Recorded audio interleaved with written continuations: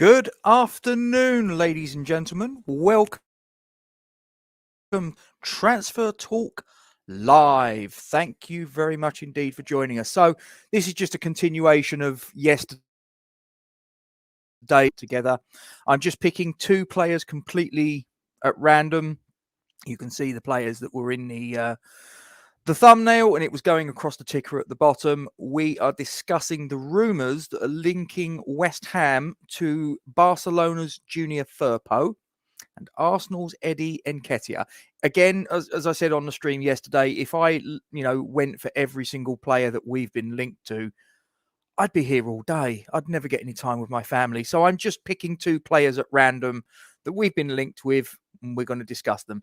Yesterday, I discussed the pros and cons of the two players that we were linked with in Martin Brathwaite, the Barcelona and Denmark forward, and Nikola Milenkovic, the Fiorentina and Serbian defender. So we're going to do the same again. So I'm just going to have a look, you guys in the live chat, who we got here. We have got Reese. Glad to see you back, sir. Thank you for coming along. And Peach, I don't know if you've checked your phone. I have responded to your several voice notes on WhatsApp. I've been running around like a lunatic, mate. I mean, this was meant to start at 1 o'clock. And it's obviously half hour late because life sometimes gets in the way, but it is what it is. So yeah, it's. But I'm glad you're all there. You're all saying hello to one another. Darren's here as well from sunny Thailand. Hope it's all good your end. Ken, I take it you're not a fan of Mr. Nketiah. We'll come to that. I want to talk about Junior Firpo first of all. So, okay, now I got this story. Now this is from a website called Sports Lens. This was put out yesterday, and it says that West Ham United have tabled a bid for Barcelona left-back Junior Firpo. It's not saying that we're thinking about going for him. According to this piece, we have tabled a bid. So I'll just read on. It says, West Ham United have tabled an offer for Barcelona. Well, this is the interesting thing. They say he's a left back in the headline, and then they've wrote he's a right back. He can actually play both positions, truthfully, but he's more a left back than he is a right back. Whatever. We'll call him a full back from this point on. So Firpo, according to TV dello Sport journalist Rudy Galletti. But it says here that he is keen on joining AC Milan, basically because they've got Champions League football. As far as this season upcoming is concerned, whereas we've only got Europa League. But it says here that Milan, they want a loan deal. Barcelona want to sell him, which according to this, because according to this, we want to get him in as a player, because obviously, let's have it right. I mean, Aaron Cresswell's had a fantastic season. And for those of you that watched our end of season awards ceremony that we did a couple of weeks back, he was my choice as the most improved player, and he was the guy who won it from memory. He had a fantastic season last season, especially compared to the season before. He was massively involved both defensively and offensively. The assists he got was ridiculous. From left fullback or from left time. But the fact of the matter is he's obviously the wrong side of 30, and we're going to have to start looking to replace him. Obviously, the other left back that we've got at the club, Arthur Masuaku, don't even go there. I don't ever want to see that guy played at left fullback ever, ever, ever. Further forwards, another 20, 30 yards further forwards. Yeah, fine, not a problem. Stick him there. That's fine. Left back, no, please don't put him there. And Ben Johnson fundamentally is not a left back. He's a right back that can do a job, but look like the same player.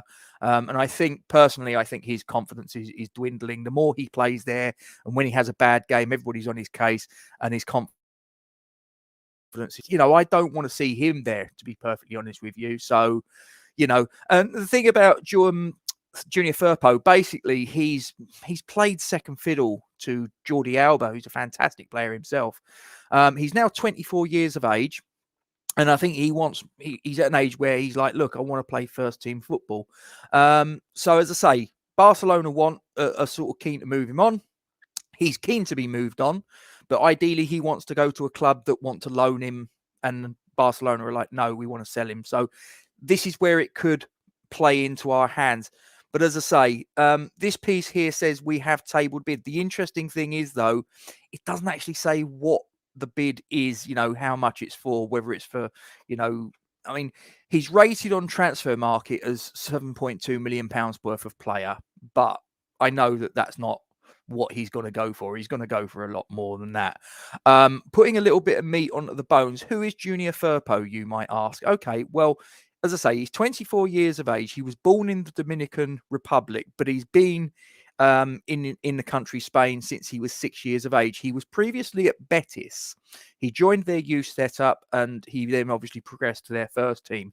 In 2019, he went from Betis to Barcelona in a deal worth 18 million euros plus 12 million euros in add-ons. He hasn't been used that much, though. Now, if you look at his stats last season in La Liga, okay, there were obviously 38 match days in La Liga last season. He made the squad 35 times out of the 38. Now, that's great, but he was only in the starting 11 3 occasions. Twice of those 3 occasions, he completed the 90 minutes. He was brought onto the pitch from the substitutes bench 4 times, and he was an unused substitute 28 times in La Liga. This is a guy that needs to be playing more football fundamentally. He's a Spain under-21 international. He's got 4 caps for the under-21 team. He is still eligible to play should he so wish, but he's, like I say, it's probable that he's going to go on to represent Spain at full international level. Now, here's the thing for me, as far as I'm concerned, we need to strengthen at left fullback. Let's not muck about. We need to strengthen at left fullback. I think he would be a great signing.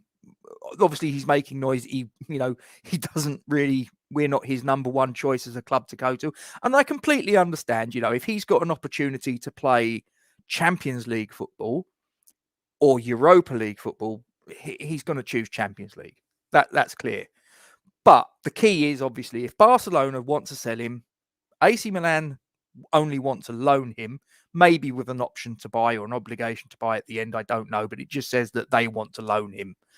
This gives us the advantage, and we need to press it. We need to press it because we need a left back. Cresswell's not going to last forever. This guy's 24 years of age.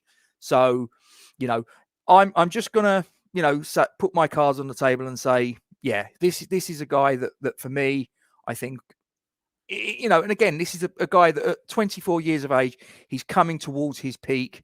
And this is the sort of players we should be trying to get in. Players that are younger, that have a certain level of quality. I mean, he's played for Barcelona. Yes, I know, obviously, quite sparingly, but let's have it right. The guy that's the left fullback in front of him, Jordi Alba for Barcelona, is a fantastic player, and he'd have to go some to get past him. So I'd be quite happy to get this guy in. We've been linked with him for a little while. This isn't a new rumour, and do I like West Ham stuff, Cyber? Of course I do. I mean, specifically what? West Ham scarves, West Ham hats, West Ham shirts. Yeah. Yes, in answer to the question, yeah, but more generally, what sort of stuff? But getting back to Junior Firpo, yeah, I mean, this is a guy that I'd be quite happy to see get through the door. I believe that, as I'm reading the Bobby Moore bio with Best Peters and them. Okay, yeah, interesting. I do like reading West Ham books, that's for sure. My kids and my wife usually get me something involved with that. But yeah, Junior Firpo, absolutely, I think would be a good signing. I'm just going to go through the comments now just to see if any of you guys, I mean, give us your thoughts. Junior Firpo from Barcelona. As I say, this is a rumour that's been doing around for, if the story from Sports Lens is to be believed. How you doing, Jake? Hope you're well. If the story from Sports Lens is to be believed, we have tabled a bid. As I say, this is Sports Lens, and the journalist is a guy called Rudy Galletti, who is from TV dello Sport in Italy, saying that we have tabled a bid. Detail on how much the bid was for or anything like that. So I'm like, what do you do? So I'm just going through the comments here, just seeing if anybody here, and please do get your opinions in about Junior Firpo from Barcelona, the Spain under-21 international. As I say, not played very much. I've given the numbers out already, as to what he played in La Liga. He obviously had involvement in Champions League football. Lives near Peterborough. Okay, Reese, the company I work for is actually in Peterborough, Whirlpool. I'm sure you've heard of them, formerly known as Hot Point. But yeah, Junior Firpo, you lot are having a little chat. Kent's come in and said, we do need a left back because Arthur is a liability. Yeah, that's the thing. I mean, if we're going to go 4 at the back and Cresswell gets an injury or suspension, our choices are thus. We could put Masuaku there. Quite frankly, I would rather leave my cow with McDonald's than put Arthur Masuaku at left fullback. No, as I say, I'd be quite happy for him to be deployed as a left winger, left midfielder. Fine, not a problem. Crack on. 25 yards further up the pitch, not a problem. Not at left back. No, no, no.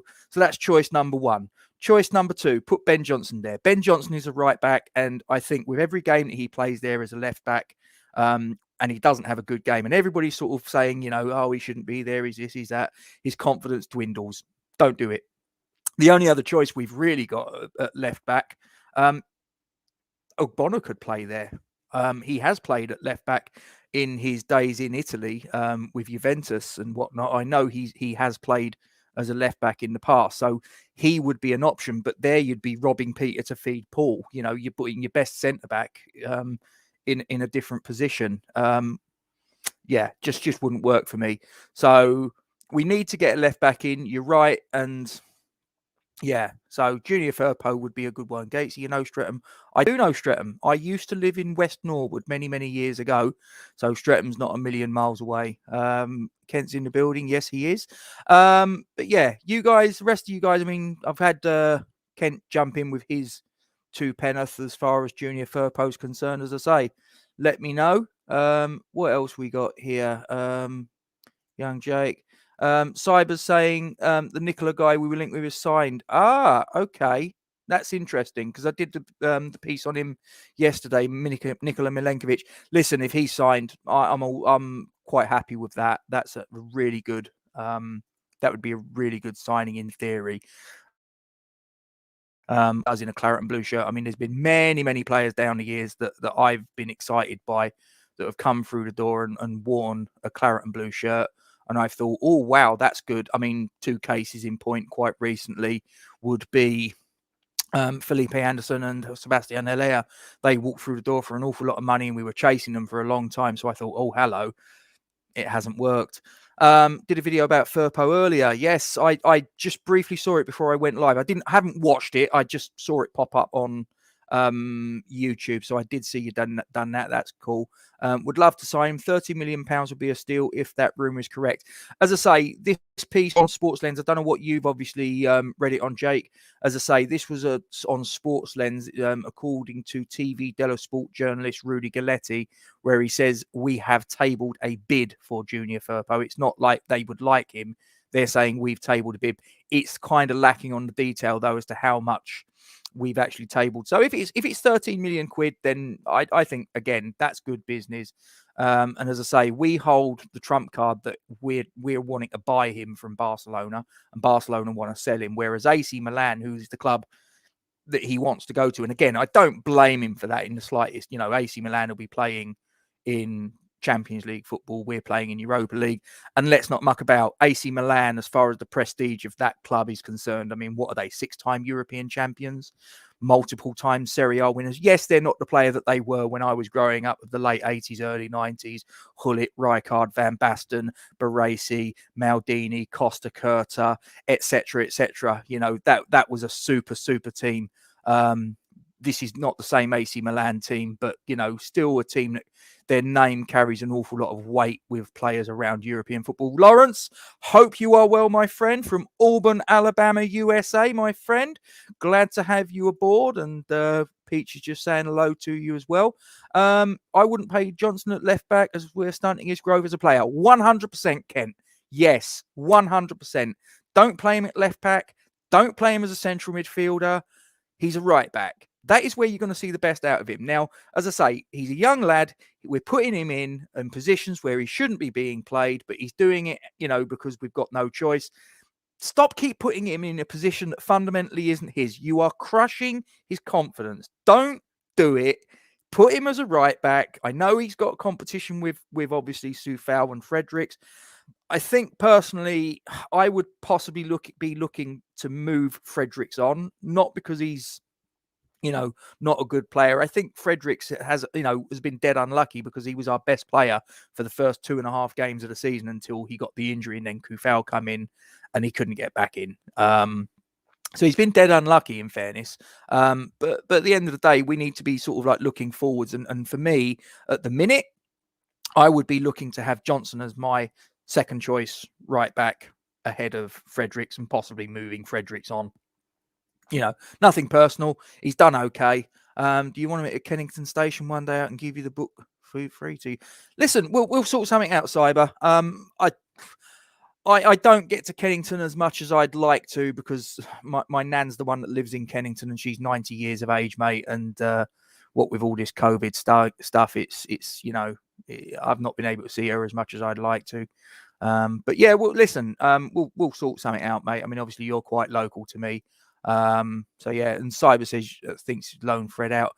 I don't really see the point of that, because I think he's only got a year left on his contract. So if we're going to loan him out, what would be the point? If you, unless you're going to extend his contract by a year before he signs the loan deal. What's your nearest station? You live in Dartford, same as me, mate. So, or are you talking to someone else? I don't know. Anyway, whatever. Jake's come back in. He says, if he is put as a right back, there isn't much point of him being here. He's third choice right back, needs to go out and loan in the Championship.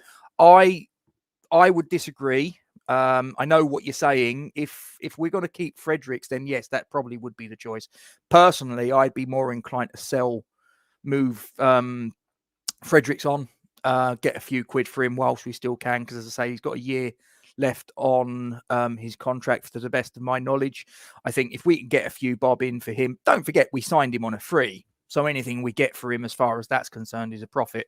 He's been a decent servant, nothing fantastic, but I just think, let's give the young lad that we've brought through. As I say, I said in a previous stream that we did, I get a little bit frustrated with, we've got this banner that as we come out of the tunnel, to the left of the players as they come out of the tunnel on the carpet, the Academy of Football. And I just look at it and think, well, we need to live up to that tag. If we're going to portray this tag to not just the Premier League, but the whole world, that we are the Academy of Football, we need to live up to it. And we've got a very talented right back. He's a right back, ladies and gentlemen, in Ben Johnson, who we keep insisting on playing at left back, or now in central midfield as well. And it's just like, all we're doing is we're crushing his confidence, and he'll probably end up a team further down the pecking order, when maybe if he was managed right, maybe he could actually come in and maybe a year or two down the line actually be the first choice. Because don't forget, Kufal's 28, going on 29, and I think he's a fantastic player. But, we need to be sort of thinking maybe a step or two down the track, and thinking, okay, but we need to have this guy really challenging. And he can't challenge if he's the third choice right back and the second choice left back, when he's not a left back in the first place. And Kent, he says he'd sell him purely because of the injuries, and he's a bit of a victim of his versatility. Yeah, possibly. I mean, he did well, obviously, in the Villa game away at Villa Park. Obviously, Cyber, sell Fredericks to Charlton as they are kind to us, and we've shared our ground with them. That was many, many years ago. That was what, 30 years ago? I remember that. Obviously, was it 30 years ago? Yeah, it was sort of like the late 80s, early 90s, wasn't it? I remember. I remember going to a game at Upton Park where we played Charlton, actually, when they were still the tenants there, although it was our home fixture, but they beat us 1-0. It was the first home game of the Championship, if I remember correctly, and I think it was Alex Dyer. Longello for left back. Yeah, that's an option, Peach. That is an option. I think Fredericks offers a different element with his pace. Keep Fredericks. He offers something different, especially with how many games we have next season. I know what you're saying, Jake. I just think, he's what, 30, 28, 29, 30, whatever. And I just think, we've got to respect. He needs to be given more minutes, and he needs to be given those minutes in his default position. And if he doesn't cut it, then fine, move him on. But I don't think he's been given an opportunity to be portrayed as a sub, played higher up with Kufal behind him. Yeah, like I say, it's all opinions, mate. Afternoon Gates club staying tight-lipped on the transfer.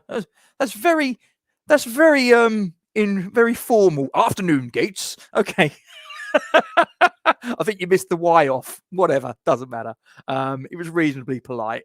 Club staying tight-lipped on transfers, so any news is paper talk at the moment. No one knows who we are after, and that's the way it should be done. I do agree. I remember a little while back when there was obviously rumours coming out left, right, and centre, and everyone was saying, we need to keep it a little bit more hush hush and whatever. So, we like having little chats, don't we, and little sort of rumours. But yeah, it's all good. Just let's just sell Rice and put a real squad together. Question mark. I hope you're being facetious, Kieran. No, just no. We can't. No, just don't. Wally, how you doing, mate? He's our best right wing back. Sufail's better as a right back. That is absolutely correct.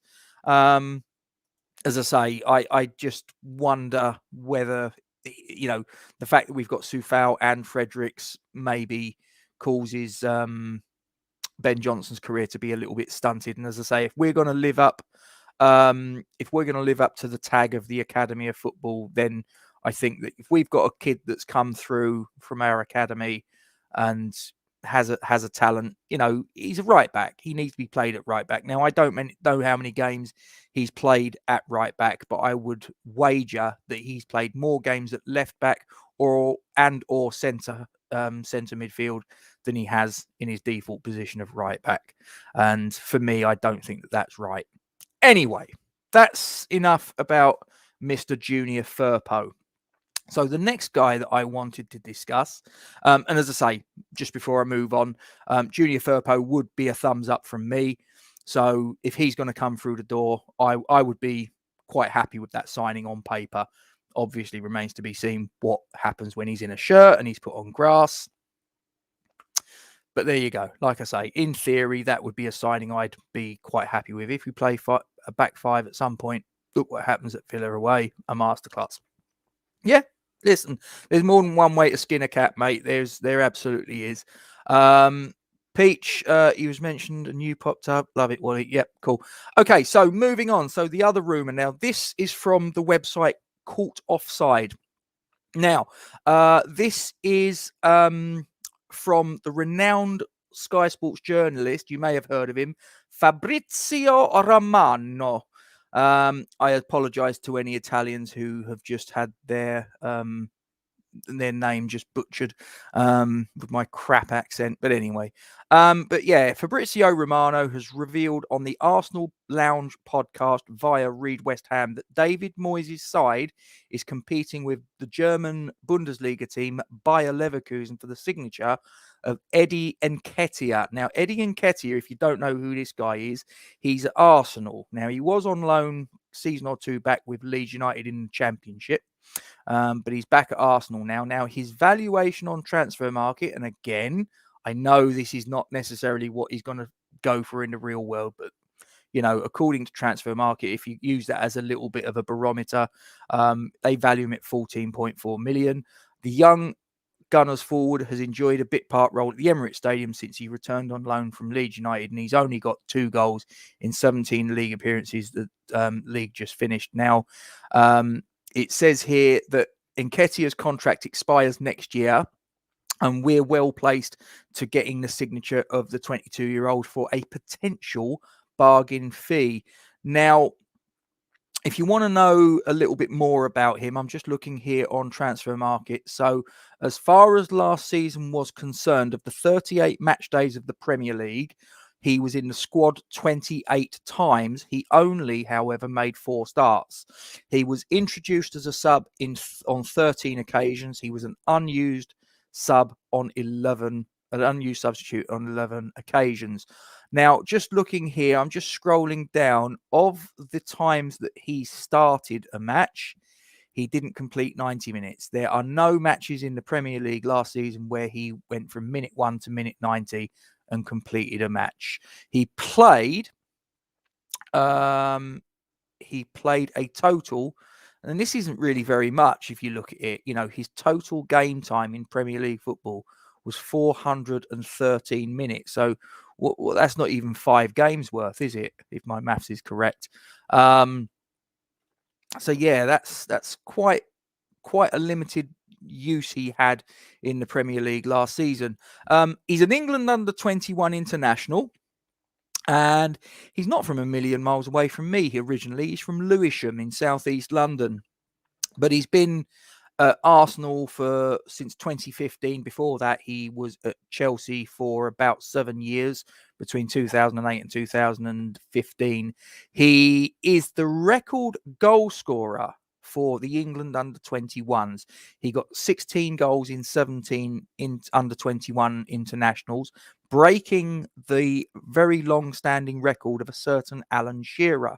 Now, as far as last season was concerned, as I say, he had 17 matches in the Premier League, scored 2 goals.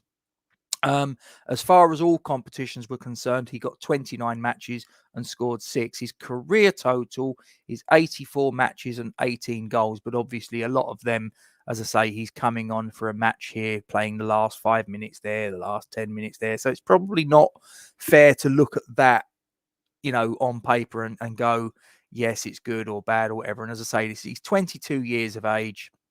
He's got experience of playing in the Europa League and obviously for the under-21s. He's a young Achman coming forward.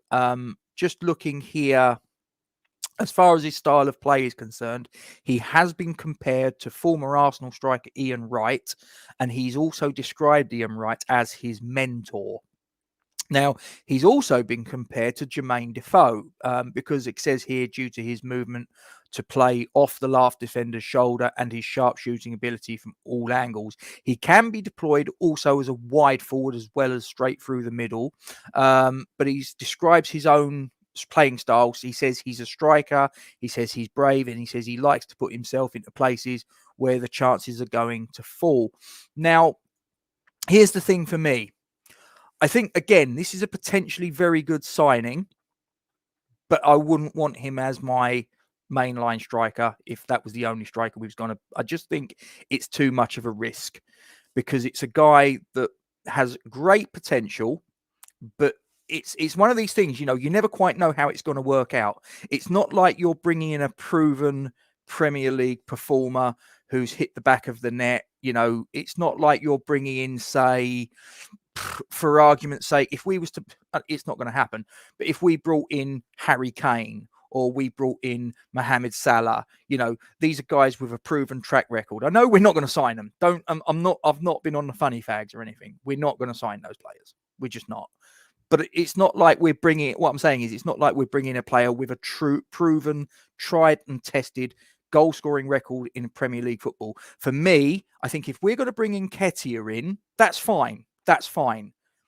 But he can't be our one and only striker. He can't be the one and only striker that we bring in this summer. He has to be brought in with someone else, maybe an older player, someone that's maybe the other side of their career. I mean, he's 22, so he's still quite young in striker terms in Premier League football. But if we're going to bring him in, he needs to be brought in alongside another player who has something more of a Premier League pedigree of scoring goals. Maybe someone a little bit further down the track, maybe someone the age of 29, 30, 31. I wouldn't have a problem with that if he was brought in alongside him. And the theory was that we're going to use these 3 players, i.e. Nketiah, Antonio, and the third striker, and they're going to be the guys that we're going to interchange and rotate, and that's going to be our striker options for the season. I wouldn't have a problem with that, but he needs to be brought in for me with another striker. Again, get your thoughts into me. I mean, like I say, I think as potential is concerned, he's got a lot of potential. You are not keen, Mr. Jake. You are not keen. One word, no. And Kent as well, no. Again, if this was to be our one and only striker and we weren't to bring it, I'd be the same as you. I'd be like, just don't. No, you are risking too much. If Antonio gets an injury, which we know he will, especially if this thing with Jamaica takes off. Like I say, he's been called up for the provisional squad for the Gold Cup. If he makes the final 23, he goes to the Gold Cup, he does well, then don't think for 1 minute that's the end. He will be involved in their World Cup qualification campaign. So he's going to be jumping on a plane. He's going to be jetting across the Atlantic to play in international games. You've got the jet lag. You've got the matches themselves, all the rest of it. So he's going to be more taxed than he has been up to this point. So it's an accident waiting to happen. For him, I'm really pleased, like I say, for him to get international recognition. But there's absolutely no way that if Antonio got injured, that I think we should be putting all of our eggs in the basket of a 22-year-old that fundamentally has yet to prove himself as a Premier League player. He may well be a very good player. It may well be that he does go on to bigger and better things, but just you can't put all your eggs in that basket. You cannot. And, it might work, but I just think if it goes belly up, it's like, okay, so what's your plan B? If Antonio gets injured, if Nketiah comes in and doesn't hit the ground running, now what? Now what are you doing? So don't waste your breath. Just say no to Nketiah. No, like I say, I'm not going to say no. I'm going to say if he comes in with a +1 striker, someone with more of a proven pedigree in Premier League goal scoring terms, then I'd absolutely be okay, fine. And as I say, we got to remember, guys, in this spell as West Ham manager, I can't think of a player that David Moyes has brought in that has failed. Now, you could argue, and I know what some of you will argue, what about Saeed Benrahma? Well, was he a David Moyes signing? That's all I'm saying. When do you foresee us signing another striker? Lawrence, for me, I want us in an ideal world to have most, if not all of our business done before we start pre-season. Now, I think we're starting from memory. I think we've got a pre-season match on the, was it the 7th or is it even next weekend? I think our first game is against Dundee, I think I remember seeing. So I want to at least have a couple of players in ready for that. I know obviously there's bigger games down the track. I think the 24th we play Celtic at Parkhead. But I would like us to have pretty much all of our business done at worst by the time we get to the last 2 or 3 pre-season matches. Certainly by the time we play, I'm guessing there's a game at London Stadium, which they normally have the Betway Cup. I'd like to have the players that we've got in at least having a couple of games under their belt and to give them a chance to integrate with the squad and all the rest of it.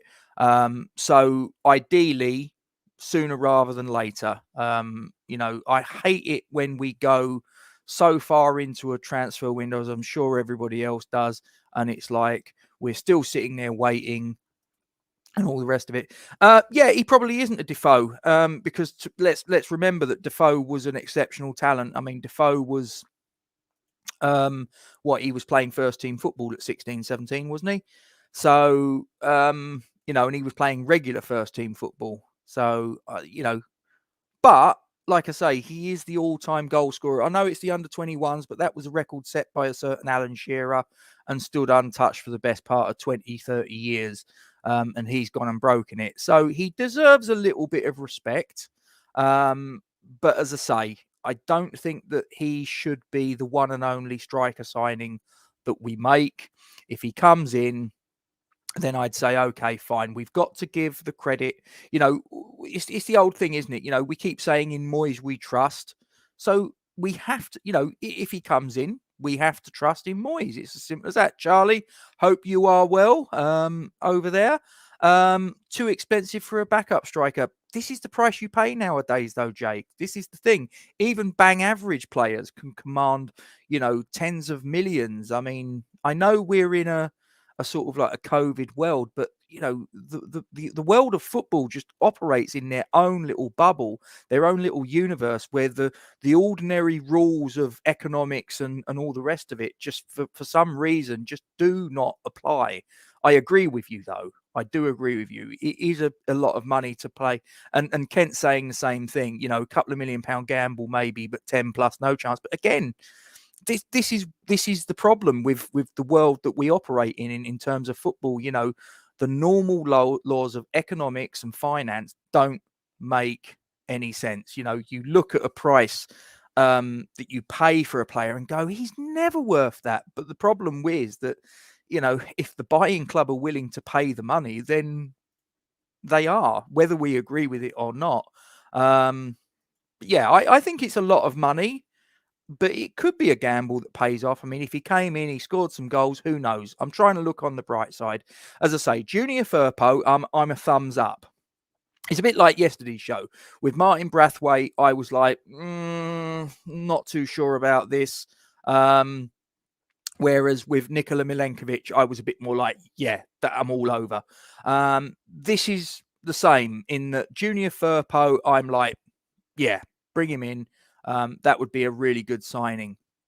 Eddie Nketiah, I'm probably a little bit more like that. As I say, I think if he comes in with an older, a more recognised Premier League striker to sort of like be in and around it, so that it takes a bit of the pressure off of his shoulders. Listen, I know, Luke. I know. I'm hoping against hope. I know. Maybe I'm swimming against the tide with that one. I appreciate that we normally do take it to the. I mean, look at the Benrahma signing. We need a striker. We need a striker. We need a striker, and we're going in and we're going in and then it's the last day we get Benrahma, and he wasn't really I don't believe he was a Moyes signing. I believe he was a David Sullivan signing, but that's just my opinion. I've got no proof one way or the other. But yeah, listen, I would love us to have, we probably will, Luke. We probably will. The only thing that that I'm holding out a little bit of hope for is that obviously now that David Moyes has signed the contract, that the reason he was it took so long was because there was a little bit of a power struggle, if you will, where Moyes was saying, I want certain assurances, I want certain power, Mr. Sullivan, relinquished from you to me, because I've now proved my worth to you. I will sign this 3-year extension to my contract, but it's on the proviso that I get this autonomy from you, my employer. And I'm keeping my fingers crossed that Mr. Moyes got that from Mr. Sullivan, and that's why he signed the contract. And going forwards, there's going to be a little bit less mucking about. Ken, if Moyes signs any players, I'll back them when they put a shirt on, and that is exactly my thing. That is exactly my thing. And even if he did re-sign Arnautovic, and I know I'm not saying he will, and I don't think that's going to happen now. I think that ship has set sail long ago. But let's just suppose, just for the sake of a discussion, he signed Arnautovic again. I'd want Arnautovic to do well. I might not fundamentally like him, the person, the individual, but when he's wearing a claret and blue shirt, and anybody wears a claret and blue shirt, then for me, I support them. Whether I like them is another matter, but I'm not going to invite them around for tea and biscuits, am I, on a Sunday? I hate this waiting game. I would like to get some new players in as soon as possible. I will trust Moyes' process. 100%. I think he's earned the right to be trusted. I think we need to just, understand that the European Championships, which makes it a little bit awkward. It's a bit of an obstacle in the road as far as maybe getting certain deals are concerned done. But yeah, we just have to wait and see. Moyes is no fool, and I'm willing to give him a little bit of leeway. We'll have 4 strikers in by the end of the window. Kieran, one would be a start. One would be a start. But I think we need to sign more than one. As I say, I think as a minimum we need 2. And I'm talking 2 strikers. I'm not talking 2 wingers that can be played as a striker, or 2 attacking midfielders that can be played as a striker. I'm talking we need to sign 2 out and out, proven, tried and tested number 9s, or at least one tried and tested Premier League number 9, not a tried and tested in the Bundesliga, not tried and tested in Ligue 1 or La Liga or wherever. We need to get one proven Premier League goal scorer. Just one. And if it's a guy that's a little bit further down the track, if it's a guy that's in his, early 30s, I'd be like, okay, fine. But, if we brought in that guy plus a younger guy like Nketiah, then I'd probably say, do you know what? I can get behind that. And Lawrence, you obviously agree with that. If we can get in that a proven older Premier League goal scorer, a Premier League goal scorer, not a Bundesliga, not a La Liga, someone that scored goals in this country, knows the territory, can get the job done alongside a younger, more hungry guy that can learn off of that striker, then fine. Two strikers at 2 number 9s is as a minimum. That's what I'm after. Yarmolenko looks like a good striker for Ukraine. I wonder if he will come as we have his brother. Yeah.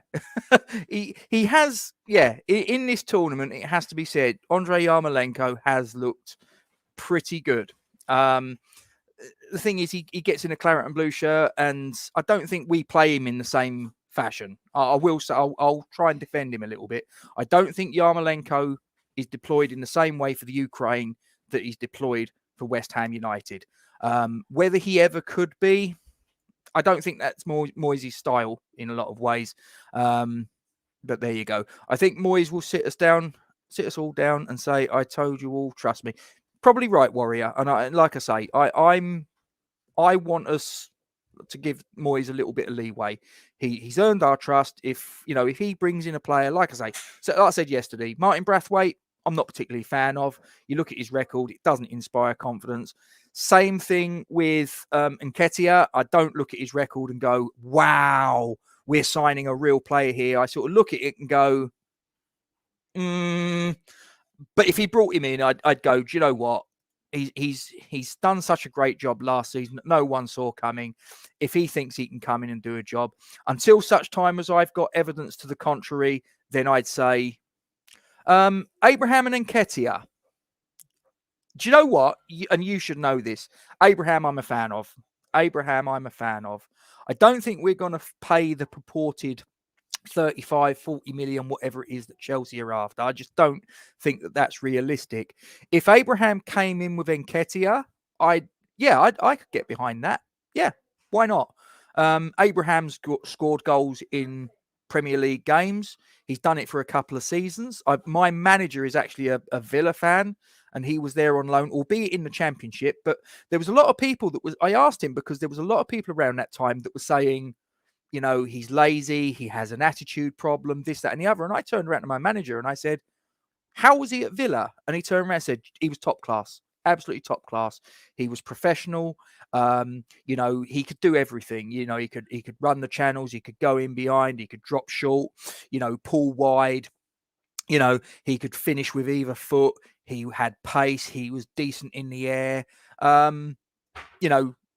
Tammy Abraham, I would absolutely take, but I'm not convinced that the money that Chelsea want to pay and that the money that we would have to spend. I mean, let's put it this way. Let's just suppose that the 85 million that's been said in the media as being our transfer budget, let's just say that is accurate.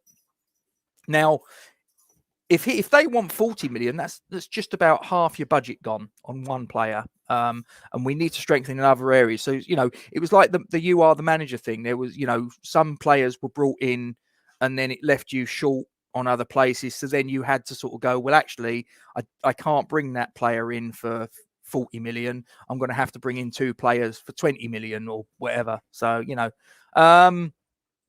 Ken, the Ukrainian way to play is built to get the best out of their players. Yeah, and as I say, Ken, that was exactly what I'm saying. I'm not too sure that the way that Ukraine play and utilize Yarmolenko as well as the players around him is the same way that Yarmolenko is utilized in a claret and blue shirt. it's just whole horses for courses, isn't it? Both of those 40 million together, I'd be happy with. 20 million, 5 million for Abraham, 15 for Nketiah. Like I say, I still think that probably 15 million quid is probably a bit much for Nketiah. You know, let's look at their records. Do I think that Nketiah is only 10 million quid in value less than Abraham? No, I don't. I think that Abraham is worth much more than Nketiah, if I'm being completely honest. But obviously, it's a lot of the reason why people are priced in a certain way is down to circumstance. It's down to their, whether the club want to keep hold of them, whether they're a bad apple, how long they've got on their contract, yada, yada, yada. So that tends to govern in a lot of ways the price that players go for. It may well be that eventually I think that Abraham probably will go because he's got no future at Chelsea. I think, or let me rephrase that. He's got no future at Chelsea under Thomas Tuchel. Now, if Thomas Tuchel hadn't have won the Champions League last season, if Thomas Tuchel hadn't have got Chelsea into the Champions League by their placings, as well as the fact they won it, Thomas Tuchel's job right now might be under scrutiny. He's gone in there. He got them in the top four. He then took away the Champions League trophy. Thomas Tuchel is not going anywhere. If anyone's going somewhere, it's Tammy Abraham. 30 million and 10 million in Nketiah probably makes more sense. Yeah, I'd probably say that Tammy Abraham, in terms of what he's brought to the table in Premier League terms, is probably about 3 times more than what Eddie Nketiah has done thus far. Now, it may well be that when their respective careers are over, you might look at their careers and go, actually, Nketiah was the better player overall. But right here, right now, that's not the case. So I think that 30 million for Abraham, 10 million for Nketiah actually wouldn't be that far off the mark. We had a good striker in Hilaire. Moyes did not want to support him. Say Levy. Yep, absolutely correct. Kieran. Moyes got a tune out of Lingard, man. You couldn't. So who he brings in, we should support him 100%. Like I say, if Moyes wants to bring in a player, like I say, if he brought in Brathwaite, like I say, I'm not going to lie and say that is a signing that really gets my heart pumping. But if he brought him in, if he came out on the pitch at London Stadium and he's wearing claret and blue, I'm going to get behind him, mate. I'm absolutely going to get behind him. Diang, the lone lady, was at West Brom, and Tammy would be great, but I do think that Tammy has a lot to prove. To be honest, I think I don't really agree with that. I mean, prove to who? Prove to the world? Prove to himself? I think don't forget. I mean, he barely played at the back end of last season. He was still Chelsea's top goal scorer. You know, what does he need to prove? Personally, for me, I think he's proven. He's young. He's played in Premier League. He's scored goals. He's scored all types of goals. He's played in the Champions League. Personally, I don't think he's got anything to prove. I think he's proved that he's a quality player, in my opinion. And like I say, that's why I would be quite happy to get him in. Origi, he seems to score when he plays. Yes, bit of a forgotten man, isn't he, Origi? But he scored the second goal in a Champions League final. He's in or around the Belgian team more often than not. He's just a guy that seems to have been very, very unlucky that, he's had a front line of Mane, Salah, Firmino, and then obviously Jota came in last season as well to sort of really spice it up. Divock Origi, I think he would be a decent signing, but again, I guess it depends upon how much Liverpool would turn around and ask for. But that wouldn't be a bad shout. I think Origi would be a decent shout. Anyway, I am going to end it there. So basically, just to recap, I am saying as far as Junior Firpo is concerned, I'd be all over that. I'm happy with that. Eddie Nketiah is a little bit more, for me, I would be okay with it. Not jumping up and down, but I'd be okay with it. But the caveat to that would be he has to come in with another number 9, a proper number 9 who has a proven Premier League track record with him. I'm cool if he's a little bit older, if he's 30, 31, 32. But if this is a guy that we're going to bring in with a proven Premier League track record alongside a younger guy who's possibly got a bit more to prove, and we've got those that we can sort of like interchange with Antonio through the course of the season, then I'm all over it. Guys, I'm going to wrap it up there. But please, if you haven't already done so, don't forget, drop a like on the video, subscribe, and make sure you hit that bell icon so that you are notified of any new content up as and when it is uploaded to the YouTube channel. And please, please, please don't forget, if you want to share any of our content, just copy the link from YouTube, put it onto your social media platforms, help yourself. You don't need my permission. Just recommend us. And remember that, a lot of our thing is to try and get money in the tin for this particular appeal. You know the drill, guys. This little girl, Isla, is struggling with neuroblastoma. The family need to try and get the treatment to save her life. This is on YouTube and on Facebook, so there's no excuse. You can copy it and you can paste it onto your social media platforms. So yeah, and if you can put any money into the pot, please feel free to do so. Don't let me stop you. The more the merrier. But as I say, please do join us on Twitter at Forge Talk, on Facebook, Forge Remind, and the Instagram, which really trips off the tongue, which is _Forge _from_iron_. And that is Duke's fault because I never made it that, but there's a lot of underscores there to try and get your chops around. But there you go. But as I say, if you can put a couple of quid into Weiler's pot, please feel free. Like I say, it's in the link, it's in the description below, Facebook and YouTube. Shaqiri, yep. I would actually like that. Cheers, Jake. Coming from you, I really do appreciate that because you have been doing this an awful lot longer than me, and you've probably forgotten more than I will ever know. A lot of you guys in the live chat just saying goodbye to one another. I'm just going through it just in case anyone's come up and said that they're going to give me all of their money and pay all my bills. No, you're not. That's really unfortunate, but never mind. I live in hope. Guys, thank you very much indeed for joining me to discuss the potential incomings of Julia Firpo and Eddie Nketiah. Obviously following on from yesterday's, and if anybody's watching this that hasn't seen yesterday's, it's on the channel. Go and have a look. As I say, if you want to recommend us to any of your friends and sort of say there's a bunch of clowns that talk nonsense about West Ham, then please feel free to do so. Like I say, don't forget to subscribe to the channel. And there's only one thing left to say before I hit the end credits, and that is, as usual, come on you Irons. Have yourself a great weekend, guys.